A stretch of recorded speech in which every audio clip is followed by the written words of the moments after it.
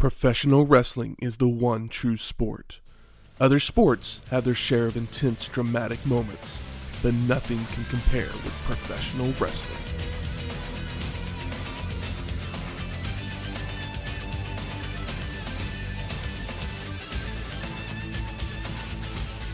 Welcome to Wrestling History X, where three friends come together to talk about the stories behind the matches.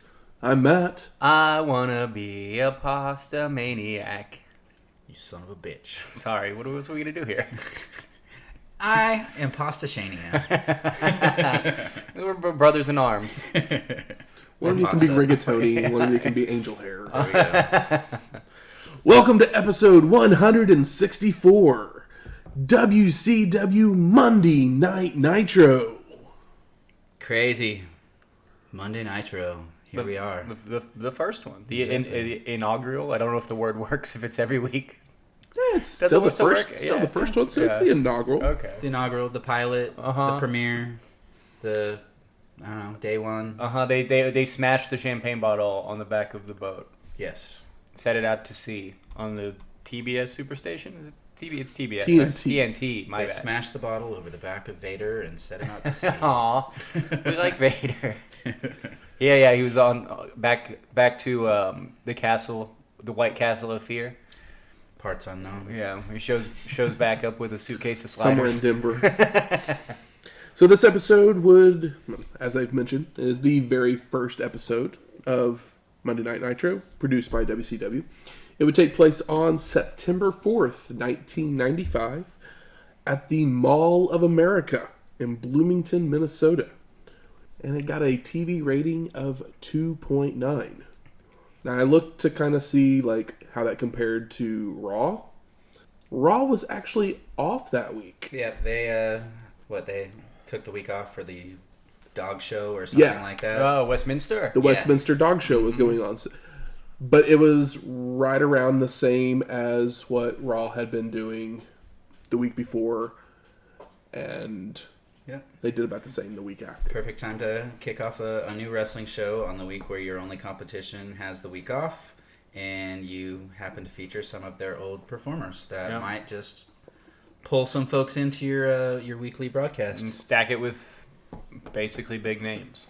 Yes, and it was live, right? Or was it recorded? It was live. Yeah, so they also had that of Nitro being a was live wrestling show. Nitro was always recorded live. Well, I shouldn't say always, but I think 95%. Yeah, whereas of the time, Raw had its... Raw did a live and then did a tape afterwards. So they filmed 2 episodes one night each week, and every other. And as we go through this journey, and the show gets longer, we'll find out that Nitro likes to give away the results because that's what they did. Mm-hmm. I hope that Shivani giving away Mick Foley's win still keeps him up at night once a year. Mm-hmm. I'm sure it does. I can't wait till we get to that moment. Yeah, spoiler alert, guys, but I'm pretty sure if you're listening to this, you at least know that. Yeah. I think you should, because I think we've mentioned it a time or two already. It was a big moment. I mean, it was a big moment in general, but a big moment for me because it was like probably at the height of my fandom, and I switched back between the two channels. I was a WWF guy, but I was a Mick Foley Mankind guy. He was my guy. This is the first episode of Nitro. Yeah. That episode is where, in my opinion, WCW drops the ball, jumped the shark. Yeah. Oh, really? Jump the so shark. Like, what is that? The ball. 98, 2 years ish before they fold. It's probably like 98, early 99. It's the first week of 99. Okay, that checks out. Yep. Because we'll have 3 shows that all happen on the same day whenever we get there. Yeah, that's it's called Wrestling History X. But we are in Bloomington, Minnesota. We are. So Shane got a brand new place. I do. To find us some food. This is it's kind of a big moment. It's been a while since I've had somewhere that I haven't got to go to yet. Yeah, I'm sure there's not a whole lot of Minnesota wrestling shows. But I hey, figured maybe it's the new Philly. I mean, We just don't know. a lot of your big wrestling history comes from Minnesota with your Minnesota Wrecking Crew and AWA. yeah, it's wrestling country, So yeah, I hope we get to go back, but just in case we don't, I went a little overboard on this one because, you know, it is the inaugural Monday Nitro.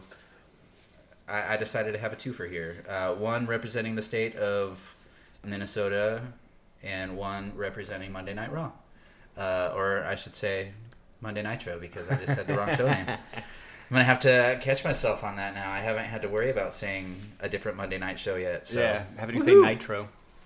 But yeah, starting off with the official sandwich of Minnesota. They actually have 2 different offerings that you can choose from. I think there's a third one on there, but I wasn't going to go that far because hopefully we'll have more Minnesota shows and I can bring all of them on. Keep one in the back pocket. But this one was a whole lot easier to make up than the others.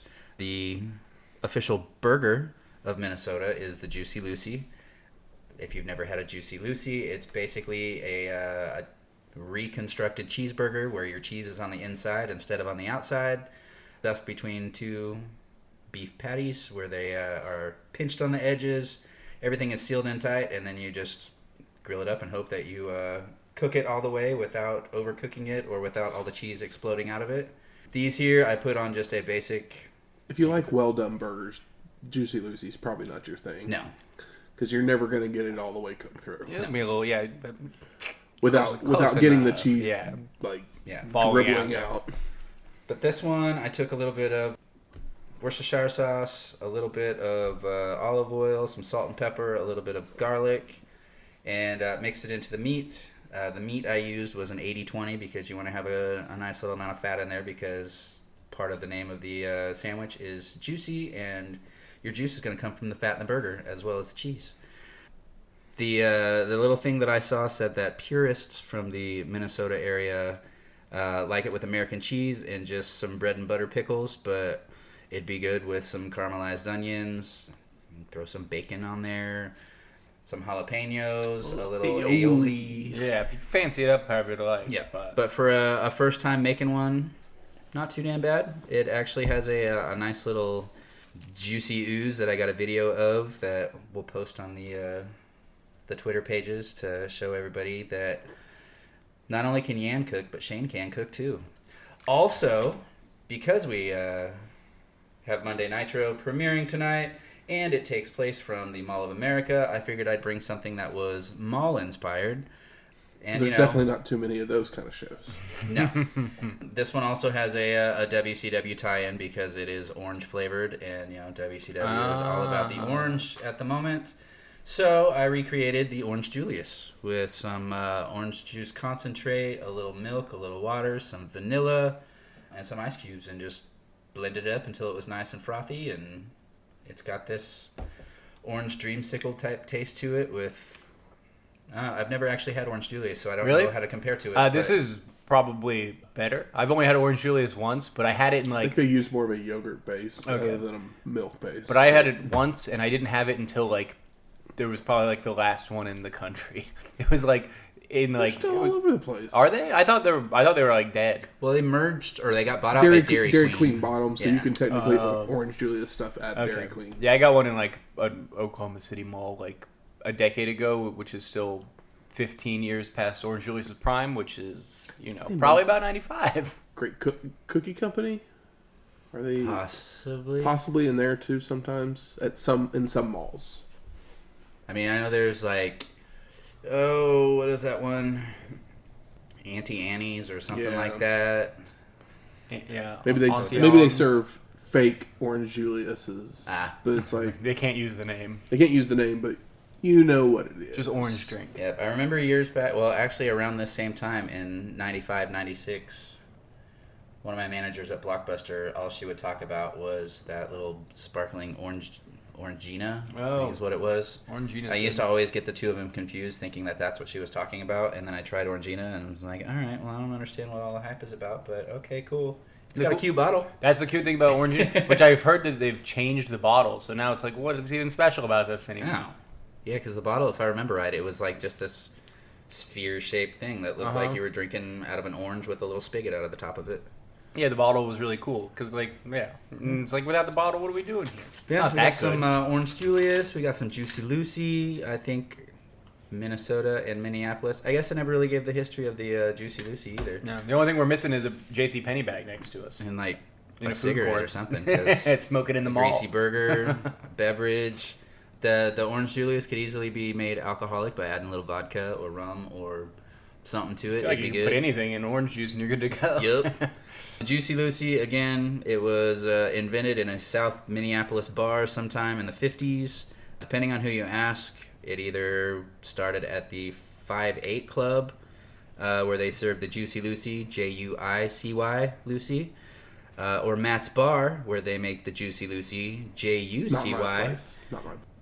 And let the customers know that if it's spelled wrong, you're at the correct place. Oh, okay. I went more for the Matt's Bar recipe because they stick to the simpler side of things, which is the American cheese and the pickles, apparently. But no, I'd be down to try the 5-8 Club, where they give you a variety of cheeses and other toppings that you can put on it. But either way, I'm going to have a bite right now because I'm in front of a microphone and I have to. So here we go. Here's a fun note that I found about Orange Julius's. It was the official drink of the 1964 New York City's World's Fair. Oh, wow. Really? And wait, so it's The that 1960 old? the 1964 World's Fair is also where Walt Disney introduced It's a Small World and Carousel of Progress. Well, ain't it a small world after all? I didn't realize the Orange Julius went back that far. I thought it was invented for malls. Yep, because it was Or, talking about it I was guess popular in the it was 70s the official and 80s. drink. Is that what I said? The Yeah, official drink. yeah. Okay. So it might have come out before then, but either way, that's, It's been in business since the late 1920s. damn. It started in Los Angeles, California. Damn. Makes sense. Oranges. You go to California or Florida, Sunny D. You go to California style, Florida style. Remember that stuff? Or you come to WHX and we give it to you in Minnesota. Because, oranges are good everywhere, except for in my wrestling. Yeah. Have you guys been to the Mall of America? No, I have not yet. I drove by it and went, we should get... Yeah, I'm tired. I don't yeah, want to. yeah. There's like a roller coaster in there, right? Like Yeah. a Ferris wheel and shit. Yep, it's a full-on I bet it's amusement park. just empty now. They're like, oh, we have 5 GameStops. And probably a Chick-fil-A. yeah, a couple of them. It's like, oh, well, we just have 5 of every store that still exists. Probably. Maybe they have the last Gadzooks. Can you go imagine get the button Hot up Topic dragon that they have shirts. at the Mall of America? Oh, that It's would be great. it's old school Hot Topic where like a 90s one where it's just a wall of like Cannibal Corpse t-shirts and it's scary. I remember the first time walking by this as a kid, it was like, it just creeped me out because it was like, now it's all just like nerd shit, but it used to just be Cannibal Corpse t-shirts in my memory, which is like, ew, Yep. gross. Oh, the good old days. Yeah. Well, something that would also happen right around the same time as this episode of Nitro, actually the previous day, so September 3rd, Auction Web would be founded by Pierre Omidyar. And you're like, what the heck's Auction Web? What the heck is Auction? Before I even looked at the notes, I had a guess, and it was right. And they sold on Auction Web a broken laser pointer, and then which began eBay. The Electronic Bay. It finally changed names a couple years later in '97, but Do we know how much this the laser pointer sold Yeah. for it was like $18, I think, something like that. Remember when laser pointers were a thing? Oh, their first sale. Most people can only hope for $1. They got 18. So I got my first laser pointer that I wanted so Nicely done, badly Auction Web. at a state fair. That's all I got. I just remember the way laser pointer craze and wanting one so badly. And getting think it I like, found Is that the Okay. craziest thing you've ever bought on eBay? oh no, I didn't get it at eBay. I got it that there. Oh. I'm trying to think of what the first thing I bought on eBay was, and I want to say it was a green blind melon 7-inch record. I mean, But I could be wrong. If not, that's like the second or third thing. I have no idea what I've bought on eBay. anything memorable at all? No, 'cause, I mean, if I did buy something on there, it would have been like a movie or a CD or something like that. But it's been way too long since I've done anything on eBay that I have no clue. When I first got back into comics, you could literally go on there and search that's lots of stuff, and I literally bought like an entire run of Green Arrow comics. It's like one of the first things I ever remember buying off of there. And that started my collecting of comics again, which was now just a wall full of stuff. Yeah, I was going to see if I opened my eBay app, if I could find out what the last thing I bought on eBay was. You've actually got the eBay app. That's. Mm-hmm. I used to have it, but I quit buying stuff on there. The last thing I bought was a Lone Wolf and Cub board game from like probably the 80s or 90s. It supposedly isn't very good, but there's not enough Lone Wolf and Cub merch out there. And I found out that it existed, and I got it for $15 complete. So that was the last thing I bought on eBay. Probably like 6 months ago or something. It was probably a comic of some sort for me. Yeah. Because that's usually one of the first places I look if I'm searching for a specific thing that I can't. Mm-hmm. What's funny is mine was very comic book related. So yeah. Very true. Well, let's get to Bloomington and talk some Nitro. Let's do it. We only got a couple of matches, but these aren't jobber matches. This is night one. The good old days when Monday Night Wrestling shows lasted a whole hour. One whole Best hour of TV on that there was. Before you had to come up with weird names like premium live events and whatnot, you just had an awesome hour of Monday Night Wrestling. So we get flames making their way down a street as highlights of competitors are projected onto the buildings with explosions leading to the Nitro logo. Eric Bischoff then welcomes us to the show, and he is joined by Steve McMichael, who we last saw at WrestleMania 11 in Lawrence Taylor's Corner, episode 147. Bobby the Brain Heenan then interrupts when Mongo welcomes him with a shocking handshake. Oh, have they not learned their lessons with shocking debuts? Oh, Mongo. I wish he would have fallen through a wall. Mongo is not the husband of Deborah McMichael, right? Oh, he is. Oh, yes. He is. Yeah, it's not. That's just what I was like. storyline. Does that have to be the thing? Yeah. But Don't you worry, you'll get to see I old don't know a Deborah whole lot about McMichael soon. Mongo, except for his dog is cute. This dog is cute. He was holding a dog on the show for Most of Larger it, than yeah. this. He's got like a Okay. little chihuahua or something. Like I just remember being annoyed by Mongo for most of the time that he's his ever on entire Nitro. WCW So career. Spoiler: he's not great. he's not even good. He's not even good. He's probably less obnoxious than the shock jock radio guy from early Raws, because that guy was trying too hard and bad. Bad. Yeah, and Mongo is just not good. But I don't think he's not trying to do bad open mic comedy. Rob Bartlett, was that his Yes, Yeah, that's his name. nice pull, Shane. Good job. Yeah, working on my trivia. You got that one for sure. 5 points to Gryffindor. Yeah, I'll give you a 5-point head start just for that. But we go straight to our first match. I feel like Michael's talked about this match enough times. I know. We probably can just skip it, right? I mean, would you care to give us an introduction? Do Do you have some history that you want to throw in there? I mean, not really. A little heartfelt. It's Jushin Thunder Liger. See, he starts off Nitro. It becomes at one point the biggest weekly wrestling television show. There's a whole series, probably 10 hours of documentaries about this shit, about the Monday Night Wars and the return of Flying Brian Pillman, who we haven't seen for a year. Yep, I didn't realize how much I missed Gary Michael Capetta announcing Flyin' Brian, because there's just something about hearing Flyin' Brian Yeah.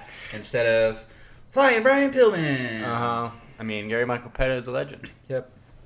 So the match gets going as Jushin flips away from a wrist lock, followed by nailing Pillman with a rolling kapoo kick to start. Flying Brian reverses an Irish whip to send Liger to a corner where he leaps up and over a charging Pillman, runs to the opposite corner, climbing to the top rope to deliver a moonsault press for a 2 count. Starting hot. Flying Brian comes back with a head scissors out of the corner, tries for another, but someone didn't get the memo. Liger then trips up Pillman and applies the surfboard before going for a tilt-a-whirl slam, only for Flying Brian to turn it into another head scissors. Pillman charges at Jushin, who back body drops him out to the floor, following out to hit another kapoo kick from the apron. Liger goes to bring Brian in the hard way, but Pillman reverses, sending Jushin crashing out to the floor. Oh my God. Flying Brian would then live up to his name, leaping off the top rope with a crossbody out to the floor. Back in the ring, Pillman heads up top again, only for Liger to shake the ropes, causing Flying Brian to crotch himself, allowing Jushin to hit a superplex for a near fall. Liger heads up top and he comes off with a crossbody, only for Pillman to hit a drop kick at the same time for the pin. No! Jushin kicks out. Flying Brian then sends Liger to the ropes, only to telegraph his back body drop, allowing Jushin to deliver a Liger bomb for a 2 count. Jushin then sets Pillman up on the top rope for a Hurricanrana that gets a near fall, setting him up again, only for Flying Brian to fight back this time, grabbing Liger for a Tornado DDT for a 2 count. The two men begin to fight over a waistlock when Pillman would roll up Jushin for the pin and the win. Crazy fucking pin attempt. Just snuck that win up in there. Yeah. No, it was not the pin attempt. He does the trip flip, I guess, into the pin attempt. It's very, very unique. It was nice to see Brian back. I don't know if it was him or Liger, but his Hurricanranas were not as clean as they'd been. Yeah. But also his injury was to his leg. Yep. Which was something I thought about because I didn't know that in times I'd seen this match before. And we all know that he came back too early, got into pills, unfortunately. Part of his demise, unfortunately, so it kind of pulled at my heartstrings when I noticed those things in this match, and I was like, no. Yeah, it's always a good outing when the two of them are together, but yeah, wasn't as amazing as some of their past ones, but it was still a great way to kick off Nitro. Yeah, it's got a safer Best of the Super Juniors vibe. It's fast. Doing lots of moves. It's a little bit shorter than a juniors match, Best of the Juniors match, and it's a little bit less wild. Still more wild than most anything you're going to see on a WCW show at this point. Best wrestling you're probably ever going to see at any mall ever. Yeah, I'd say so. I've seen wrestling in a mall. Didn't compare to that. After the match, the two men shake hands and share some hugs out of respect for each other. We then go to the back and we see Sting. But then we go to commercial. And when we come back, the Stinger says, no one is better at walking that aisle or locking on the Scorpion Deathlock. We then get footage of Bischoff at Pasta Mania earlier in the day. The Hulkaroos and the Hulky-Oos. Hogan signing autographs for the little Hulksters when Eric tries for an interview.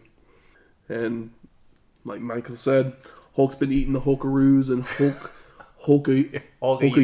I looked up the menu to see if those were on the menu. I think maybe Hulkaroos, or I was trying to figure out what the hell it was, but I had no such luck. I did find a very funny you can see photo. the menu in the background. Yeah, but you can't. You can't read it like super well. But yeah, I did a little quick Google search, but I did find an incredible photo that I sent you guys.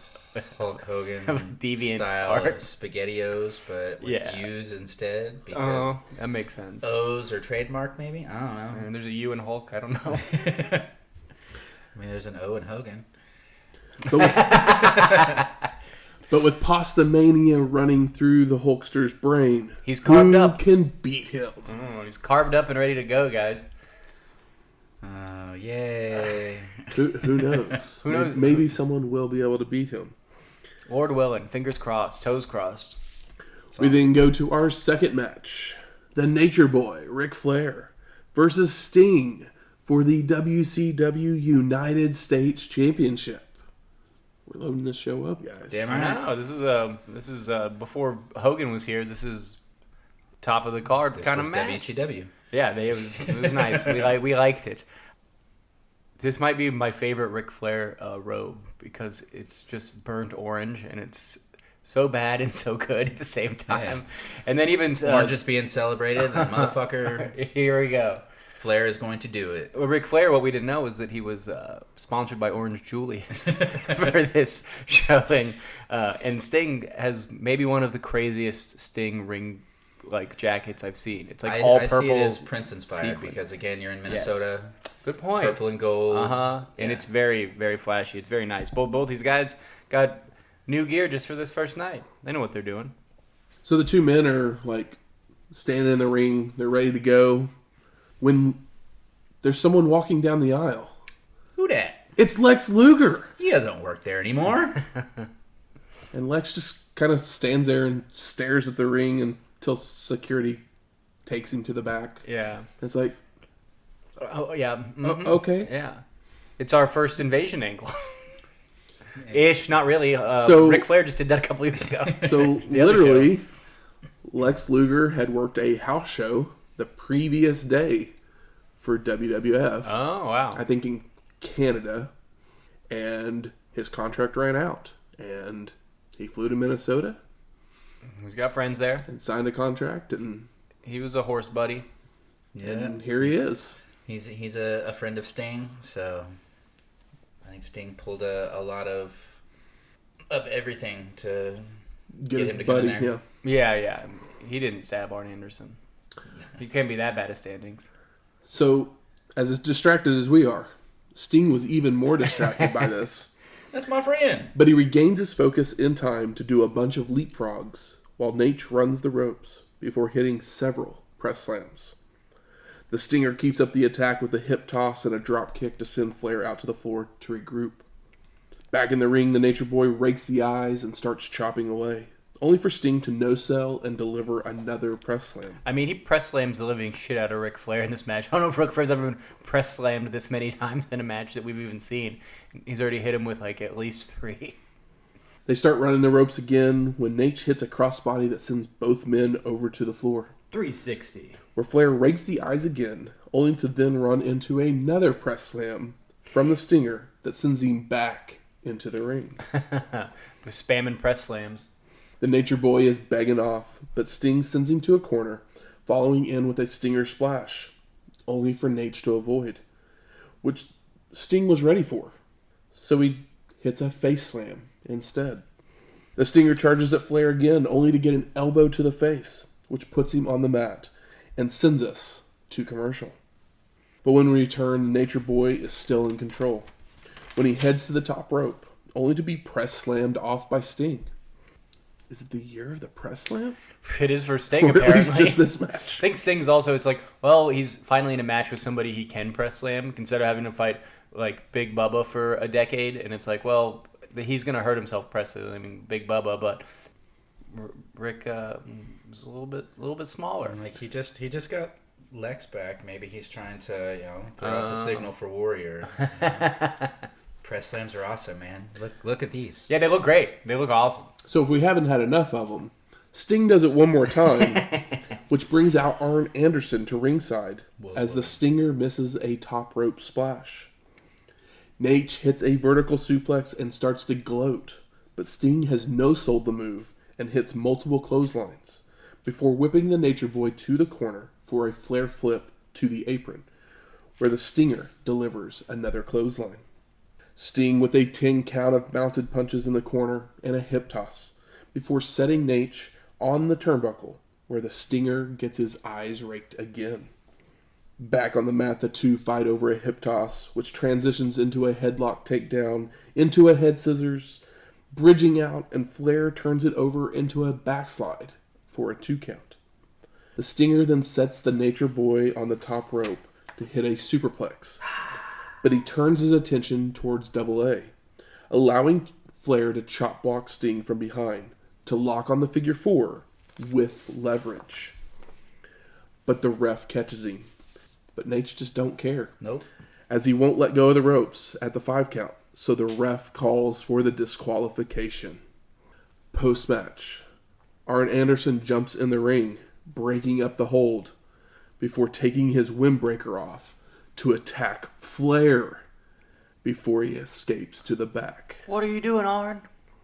Double A turns and sees Sting in the ring, but he just goes to grab his windbreaker.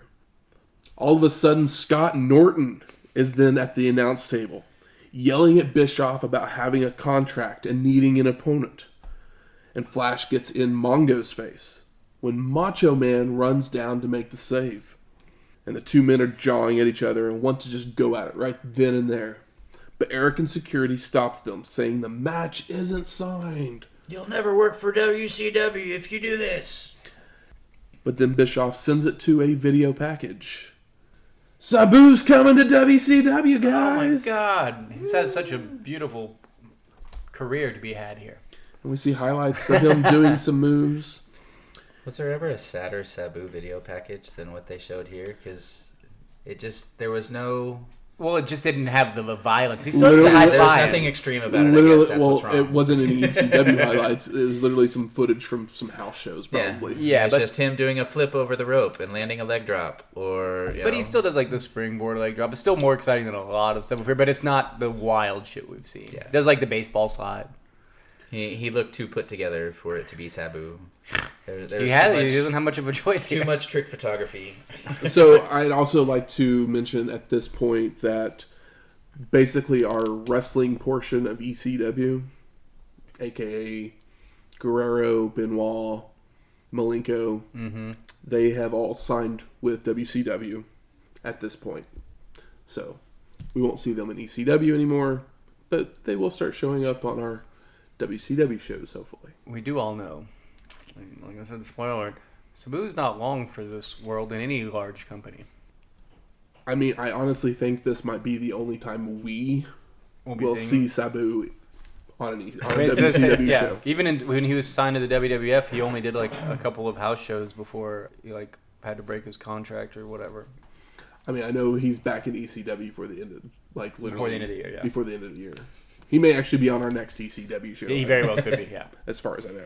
That's why I was like, oh yeah, I don't even recall him ever being signed to WCW. I'd heard that he had a WWF contract at one point, and I believe there was some sort of family emergency, but that could just be, who knows? Yeah. Like he's not going to fit in any of those places. He'd fit in WWF a few years from now. Yeah, but you got to be talented at that time. Sabu is ever the sloppy boy. That is true. I mean, even old Too Cold Scorpio during his WWE run was just a quote-unquote flash in the pan. Yeah. And he's a guy that's hit or miss for sure, too. I was wrong. We will see a Sabu match in WCW. Ooh. Is he going to be on Halloween Havoc? Ooh! That's exciting. It sounds like a Sabu show. I hope it's against Brian Pillman. It's not, but it's someone almost as good. Okay, cool. I don't know. We then come back from a commercial, and Mean Gene's in the ring, and he congratulates Mike Hill from Coleman, Alabama, for winning the WCW Harley-Davidson sweepstakes. So if you didn't know Eric Bischoff had a handle of this by now, you know for sure at this point. Okerlund then throws it back to Eric, who talks about WCW Saturday Night and all of the great matches we could have seen there, before sending it to another video package. And we'll get Michael Wall Street on Nitro next week, guys. Oh my gosh. Look who's back. I know. Yes, the former IRS is now basically $1 Million Man here in WCW. And he was also Michael Wall Street Before that. Yeah. He was, Yeah. but his with the York gimmicks Foundation. kind of It is changed no, it's a little different bit. here. He's basically doing. He went from being Vince McMahon Yeah. to being the $1 $1 Million Man. like I said, always good to see the guy. We all know he's a good worker with a weird gimmick. I did like his line where he called the new generation the few generation. Yeah. So what you're saying is they didn't have a place for you over there anymore, IRS. Yeah, like, oh, you were on WrestleMania 1? Bye. See ya. I mean, he was pretty solid mid card for quite a while there as IRS, just yeah. there. Oh, yeah. Yeah, I mean he's great in the role. I am not hating on Mike No, you can't. I would argue that I always wanted you more can't. for Rotunda. Yeah, we all definitely do. He's a better worker than the things he's been given, but at least he's had a solid paycheck and Absolutely. never been the bottom. But he was never going to be the fucking champion either. So, what else can you ask for?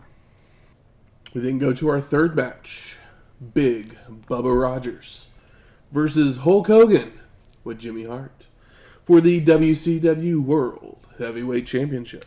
How do you bring in viewers on a brand new show? You give them a match that WWF did 6 years before.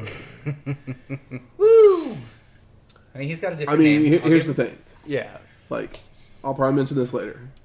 they put guys that people No. know. I know. And even if people aren't familiar with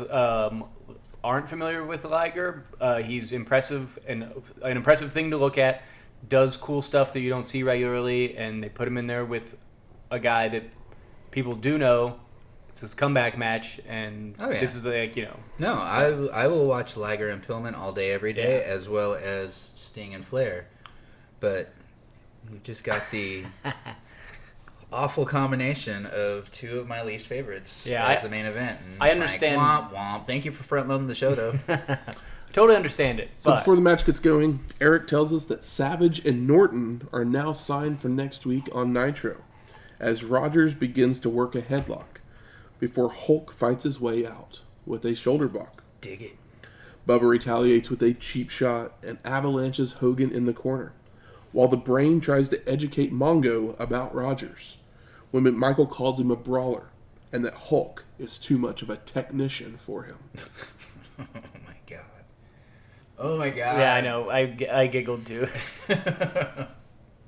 Well, I mean, to be fair, comparatively, when you see Mongo wrestle, yes, he will be too much of a technician for him. Hogan recovers to hit multiple turnbuckle smashes, but then walks into a thumb to the eyes, allowing Bubba to hit a backbreaker. Roger charges into a corner, receiving several boots to the face, but doesn't fall down until the Hulkster just pushes him over. Timber. Hogan with some ground and pound until the ref pulls him off for using his fists, which distracts Hulk, allowing Big Bubba to hit an uppercut and a body guillotine across the ropes. Let this be a lesson, Hulk. No fisting. Rogers then slides out to the floor, talking trash to Jimmy Hart, grabbing him, and rears back to nail him. But Hogan blocks the blow and throws right hands of his own. Back in the ring, Hulk then wraps Hart's suit jacket around Bubba's head, while Jimmy distracts the ref, before hitting a 10 count of mounted punches in the corner. A running clothesline and a body slam by Hogan before dropping several elbow drops and a boot rake. A boot rake. I love Mongo asks Bobby Heenan if this is the best wrestling he's ever seen. And Bobby Heenan says, "You've never been out with the Kowalski twins, have you?" It's like, not even sure what that means. Been out with them? Like, I guess by that he means managing. I was thinking like to the bar, and I was like, maybe that's what he meant. It could have been both. Is this around the same time? Could have been either. Yeah, Bobby has a thing that he does so well where he can say anything and it can mean anything, and you're fine with how nonsensical it is. I just can't remember where it was exactly, but there was a spot where the referee jumps on Hogan's back and like pulls him by the hair off of him for punching. Oh, that's the... Is that the mounted punches? After the ground and pound mounted punches, yeah. Okay. Rogers recovers with an uppercut and continues with more knees to the gut as well, before hitting a body slam and a turnbuckle smash. Big Bubba then charges into the corner, only for the Hulkster to move, causing Rogers to run straight into the turnbuckles. Hogan goes to get some momentum off the ropes, only to run right into a Bubba slam for the pin, and no, Hulk kicks out. Rogers is throwing right hands, and it's Hulk up time. Shake your head, everybody. Finger point, Stomp. Right hands, big boot, leg drop, pin, and the win. And I'm spent. Post-match, the Dungeon of Doom run down and begin to attack Hogan, but Luger runs down to make the save. Once the ring is cleared, Lex and Hulk back into one another, spin around and look to punch each other. Hogan not knowing if he can trust Luger. Mm-hmm. They start jawing at each other when Sting and Savage make their way down to separate them. Why don't you go back to where you come from? And we go to commercial, where we get a Fall Brawl ad. But when we come back, Mean Gene has joined everybody in the ring, where Lex says he is here to win the world title, and that he is sick and tired of playing with kids. He's here to get it on with the big boys. The Hulkster makes a deal to wrestle him next week on Nitro with a handshake, but then they just start shoving each other. We then go back to our announce crew where they talk about what will be on the show next week before Bischoff says his goodbyes. And we fade to black. My favorite line, maybe of this whole show, Hogan says, like, I'm the champion, and that's the way it's going to stay forever and a day. And I was just like, fucking tell me about it. I was like, yeah, you spoiled the whole book. You spoiled booking for the next 3 years. I like the whole go back to where you come from, because as I'm watching his mouth saying the words, and like, he kind of technically did go back to where he came from. Yeah, no shit. He was here first, Hogan. Also, why don't you go back to whatever that stupid show was that you were doing before? Thunder in Paradise. Thunder in Paradise. Mongo has his little dog and is dressed up like Satan. Yeah. And Bobby Heenan asks if he was in the movie Ben, which I thought was very funny. He was calling his little dog a rat. But anyway. So I ask you, gentlemen, what are your overall thoughts of Nitro #1? A worthwhile 45 minutes. Yes. It's crazy, a crazy looking venue. There's 2 fun matches. You'll never see Ric Flair maybe thrown around as much as you do here. Sting really just press slaps him like 8 times. I was very, very surprised. But just the weird energy and look of the show alone is worth it. And then at least they're all top guys. Yeah. Luger, Norton, which I'm sure he's not very well known at this point in the United States. Probably not. I'm sure he probably just came over with Liger, and they're like, "Oh, we'll come over with Liger, stay for a week. We'll give you a match, gives you a payday, and you can help Liger navigate the U.S." Norton sticks around for does he? quite some time. Yeah. Okay. You got Fire and Ice or something like that. A team coming down the line here. I'm all down for a big beefy tag team. Let's see what's up. This was mostly a good show. I already bitched and moaned about how I'm not a fan of Hogan or Big Bubba, but I mean, even their match, it set the groundwork for what's to come in the future. As far as you've got the surprise of Lex, the surprise of Norton, the will they, won't they turn on each other aspect of Hogan and Lex. And you can't have Vader Hogan again. I mean, I guess you could, but like you shouldn't waste that here. Let it be Big Bubba. I mean, you've got Sting and Luger, who technically have some unfinished business too, because Luger Vader just up never and ran. shows up on an episode of Nitro. Hell yeah. The only time he's in the clips at the very beginning of the show, and that's the only. Yep. It's the only time he shows up on a Nitro. Really? Because he was on, I guess, some Saturday nights for his last. For the enemy. Yeah, for his last big feud or whatever, where they were showing him destroy people. But that's funny that he never was on a Nitro. Did not know that. My opinion, I think this is a fantastic hour of wrestling. Yep. We get a high-paced match, which gets us locked and loaded into the show, and then every single one of the most recognizable names in the company appear. Yeah. Even Savage appears. He's not in a match, but he shows up. Yeah. Lex, not in a match, he shows up. And that's a big talking point. Like, if there was an IWC back then, Twitter was around back then, that's like everyone's freaking out. Yeah. And then, and everybody was freaking out about it without that stuff. Oh, yeah. I remember watching. Arn turns on Rick. Huge. Yeah. I remember watching the premiere episode and doing that same, what the fuck is he doing there? But they basically announced in this show, for week 2, there's a Hogan Luger match, Huge. A Savage Norton match, Sabu is debuting, Michael Wall Street's debuting. I'm ready to watch the second episode right now. Let's put it on. Let's go. Yeah, it's like definitely an incredible pilot, if you will. I mean, if I was watching this back then, it would have hooked me. Well, I mean, think about like your Raws where there's like one quote unquote real match, and then there's like 2 job matches. So like there's not a jobber in sight here. Nope, not at all. Mm-mm. They're all Hall of Famers one way or another, whether you like it or not. Good. Where's the smart marks at? All right, fuck you. I think it's time we smark it up. So what are some of the best moments of this show? It was so nice to see Pillman back. Like I said, there's not really anything that I don't like about it. I was serious, still, I've said it a million times, flabbergasted by all the press slams. Rick's just like, oh, just keep tossing me on my old hip. And he's not even, quote unquote, old here, 95. Yep. And still been wrestling for 20 years. Yeah, I mean, The all in all, the show itself is kind of the best moment just because it kept the exciting pace throughout the entire deal. Yeah. It's hard to pinpoint an exact favorite. I mean, one of my favorite moments, I mean, it's a Pillman speciality, but the drop kick to someone coming off the top rope, it's so good. Always a good moment. And he does it, like, I don't know that we've seen him really miss it.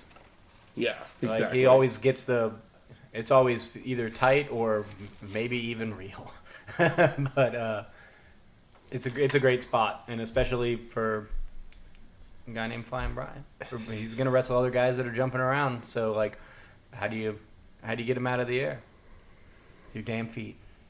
How about most disappointing? It's a small thing for me, but that there was no tag team.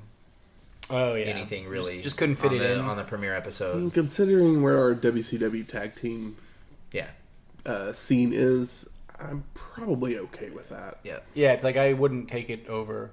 Like, even if I'm not the biggest fan of Hogan or Bubba, like putting a title match on the end of the show. If they had done a tag team, it probably would have been a Hogan Savage versus Big Bubba and someone. That kind of thing. Yeah. Which, I wouldn't have hated that either. But it's like, you want to put the title on for your first show, Exactly. I guess McMichael is probably my biggest disappointment because he added nothing to the show. You don't need a 3-man booth when one of them is Bobby Heenan. And when your show is 45 minutes. Yeah, I don't understand why McMichael was added to this crew. Like, did he have dirt on Eric Bischoff or something? Was he a famous? Like, I know he obviously doesn't. He was an NFL player. Yeah, he doesn't play anymore. But he was at Mania 11, so technically he was in the main event of WrestleMania. But does he have like a He's not like a Brian Bosworth where he's like some crazy like tabloid guy or whatever. He's just Mongo McMichael. He's not like a bigger than life like football personality.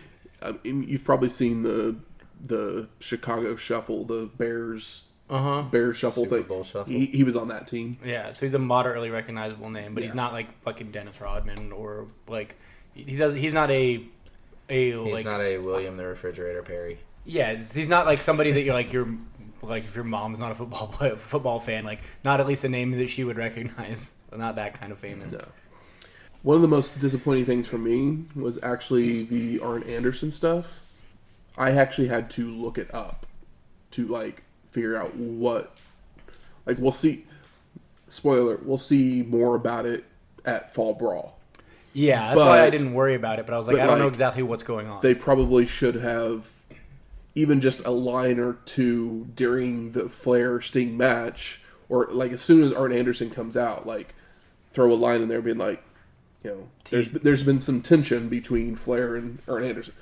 That one little line would have made the entire thing contextualized. Yeah, the entire thing. I mean, it kind of makes sense for Arn to come out because it almost feels like he's been getting his ass kicked this whole match. It was supposed to be a surprise that Arn Anderson, but at this point they already had been having issues, and it started with. I mean, you might remember Flair and Arn Anderson facing Vader, that whole thing that happened. We didn't watch the Clash of the Champions match where they teamed up to face Vader, and that's kind of where the tension started happening. Was that match? Arn took the pin, or Arn got pinned, I should say, and then Flair got it's all pissy. Literally, they could have contextualized it with one line. Yeah, and with all the packages here, that could have just been 10 seconds too. Yeah, instead of going, is Pasta Mania in the Mall America? Yes. Okay. I don't even know if it's because they could have skipped the Pasta Mania segment. But it's just literally one of those if I haven't been watching WCW, but I know who Arn Anderson and Flair are, they've always been buddies. Yeah. Is this supposed to be a surprise turn? But it doesn't it doesn't feel like that at all. It doesn't feel like that, but back then in that time, because of the limited programming that you had, it would make you tune in the next week to figure out what the fuck is going on. Yeah, but even like Tony Schiavone could have said something, and then Bobby Heenan could have sided with one of them, and it would have taken no time at all. But Tony like Schiavone had said something on the show. I would have been surprised. Since that's he a wasn't good there. point. It's not Tony Schiavone. Yeah, I guess I would prefer Tony Schiavone over Eric Bischoff. Eric Bischoff, yeah, most people would. I think so. I mean, neither Tony Schiavone. We love him because he's Tony Schiavone, but one of the greatest announcers. I don't think I'd put him up there. Like, yeah, he's just he's quality, not great. He's he's like comfort food. He doesn't. I don't think he ever took the time to learn the moves. It's like, yeah, but he's fun with Bobby. He came from a place where you had a guy in the back that was just yelling the stuff in your ear. You didn't have to think about the moves because old Vin Man was telling you what to say. We can't all be Jim Ross. Mm-mm. How about best performer of the night? That's a tough one.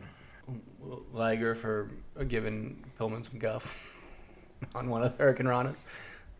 Sting for the 70 million press slams. Honestly, Sting looked like a fucking world beater out there. Well, yeah, I was going to say Sting alone just because of his purple and gold getup. Yeah. I mean, it was basically all eyes on me. All the gear in that match. So good. I loved it so much. I mean, yeah, Pillman Liger's the best match. Sting and Rick is just... I'll watch any match with Sting and Ric Flair against each other. And this one was interesting because it really wasn't all that competitive, and Rick really had to go full shitty Rick. I mean, there's Pee Wee Anderson for his pulling Hogan by the hair off of Boss Man. Oh, let's give it to him, because I remember fun. that did blow my mind. I was like, what is he doing? Grabbing Hulk like that. Maybe he got tired of Hulk Hogan biting people's nose and raking their back and whatever, and like maybe he's just mad that Hogan doesn't care enough about wrestling to understand that heels are the ones with managers and that faces shouldn't be using managers like they're a heel. Yeah. But what does Hogan give a fuck? He doesn't. How about most surprising? I mean, it's Lex Luger because he's the big surprise and he's what everybody would have been talking about. Yeah, I mean, honestly, IRS, because I remembered the Lex Luger thing. I didn't remember but I mean, I didn't remember. I mean, I guess IRS. I would probably say Sabu because honestly, yeah, there you go, right there. I already forgot about it. Sabu That's how surprising it literally, was. I knew he was in WCW, but I didn't think it was at this point. Yeah, you thought Of maybe Nitro 94 and or whatever. WCW. I figured it was later. Yeah, and of all the people that you said that they just signed, they're like, oh, well, we'll go with the guy that's the craziest first, and then they could have, because he's the most visually like intriguing of the Guerreros, Malenkos, Benoits. Yeah. Like Sabu's got big long hair, he does crazier shit, and he's got big puffy pants. Like he's got scars on him. Like he's way more intriguing looking. Aladdin was big at this time. Oh yeah, I mean, those genie pants going. I had plenty of Aladdin toys. I had a really cool Aladdin poster in my room. Most surprising. What'd you say? What did you say to me? What? I think you told me to take my clothes off. What? There's something in double beating in a movie? I don't. Oh, is that a thing from Aladdin? Yeah. When do they say it? It's I vaguely when remember Aladdin drops off Jasmine back at the palace.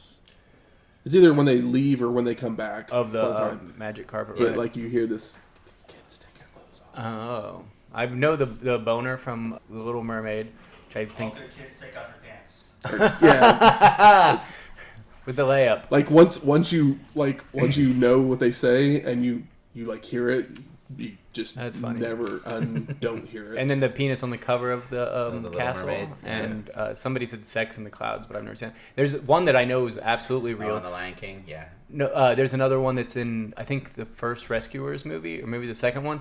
There is one single frame of pornography in a window when they're like going by it really fast that somebody like snuck in there, but I'm sure that was on VHS, so it's like basically impossible to see. And nowadays, if they've even bothered putting that movie in HD or 4K. Don't I'm put sure any- that they cleaned it up. Don't put anything against us or take anything away from us that grew up in the VHS generation, because you could see anything and everything you wanted to back then with the right pausing and slow forwarding. Yeah, VHS. It looks bad. Have you ever tried to hook up a VCR in the last couple of years and throw a movie in? Oh yeah, It's just like, oh Jesus, how could we even tell what was going on? pan and scan. And now for a look back even further into the history of wrestling. The dusty finish. The Undertaker had won the WWF Heavyweight Championship 6 days prior with the help of the Nature Boy Ric Flair.